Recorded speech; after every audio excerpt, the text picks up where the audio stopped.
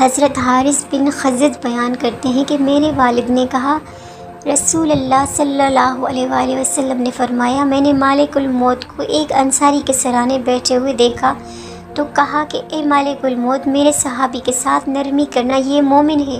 مالک الموت نے عرض کیا، آپ خوش ہیں، اپنی آنکھیں ٹھنڈی رکھیں، کیونکہ میں ہر مومن کے ساتھ نرمی کرتا ہوں۔ اے اللہ کے رسول صلی اللہ علیہ وآلہ وسلم، آپ یقین رکھیں، جب میں ابن آدم کی روح قبض کرتا ہوں اور اس کے گھر والوں میں سے کوئی چیخ کر روتا ہے تو اس کی روح لے کر کھڑا ہو جاتا ہوں اور سوچتا ہوں کہ یہ کیوں رو رہا ہے۔ اللہ کی قسم، ہم نے اس پر کوئی ظلم نہیں کیا، نہ ہی وقت سے پہلے اس کی روح قبض کی۔ اگر یہ اللہ کی تقدیر پر صبر کرے تو ان کو اجر ملے گا، اگر یہ چیخ پکار اور واویلا کریں گے تو گنہگار ہوں گے۔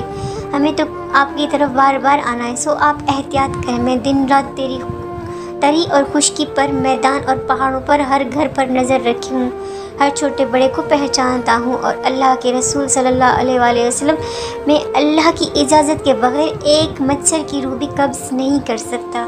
سبحان اللہ۔